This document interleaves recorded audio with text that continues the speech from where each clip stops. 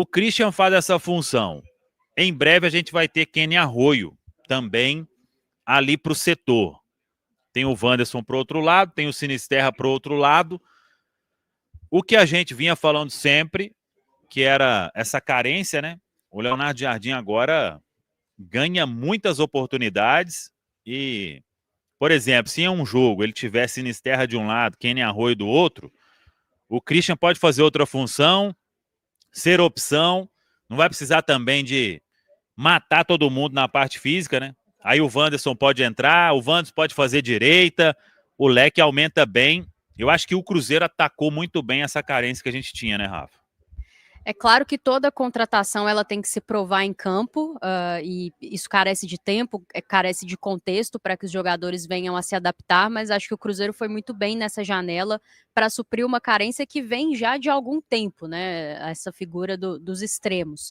E aí, Samuel, Caio, o pessoal que nos acompanha, a partir de agora é preciso que a gente entenda que essa ideia de time titular que nós nos acostumamos a ver, a tendência é que ela seja um pouco dissolvida a partir do momento que o Leonardo Jardim ganhe mais opções, que ele entenda que consigam entrar e manter o nível daqueles que estão titulares hoje ou até elevar esse nível.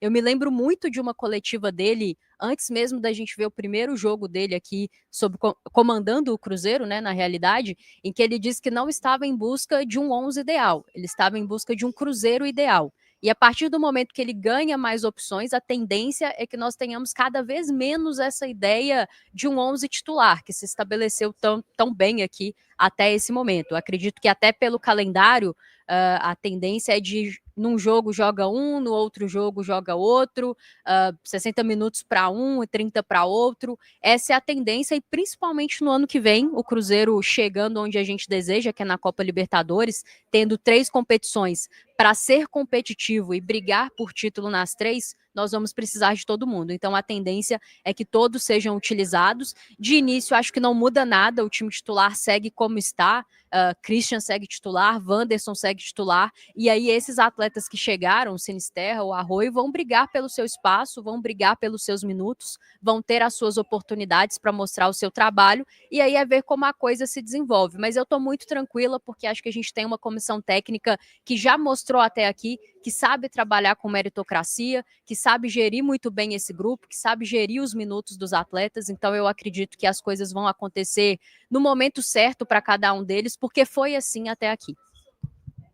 Até por esse ponto que você falou, Rafa, do 11 inicial do Cruzeiro, a gente torce para que o Wanderson, quanto antes, esteja 100%, né? Mas a tendência é que sim, ele esteja à disposição para o Clássico, porque ainda o Sinisterra não está em plenas condições de exercer tão bem a função que o Wanderson tem feito de uma forma muito digna. Mas o Jardim merecia um Cruzeiro com mais opções, né? Ele ganhou bastante alternativas que ele queria, até mesmo para mudar cenários durante o jogo, né? Porque, de repente, se é um Cruzeiro que está precisando ali no segundo tempo de ter mais poder de fogo no ataque, ele pode perfeitamente trocar o Christian pelo Arroio. E a gente está falando de jogadores que vão ocupar a mesma faixa do campo, mas com características muito diferentes, né? O Christian mais um meia pela direita, o Arroio um ponto, um cara do 1 contra 1, um ponto invertido, né? Que é um canhoto jogando pelo lado direito, e aí, de repente, podendo ter Arroio e Sinisterra. Quando o Arroio não for acionado, tem o próprio Wanderson também, que pode jogar pelo lado direito, o Sinisterra pelo outro lado, mas de fato é um Cruzeiro que ganhou bastante, carências que acho que demoraram um pouco a serem supridas, porque o Cruzeiro já tinha isso de forma latente desde o início do ano, mas que bom, que a diretoria agiu e agiu bem.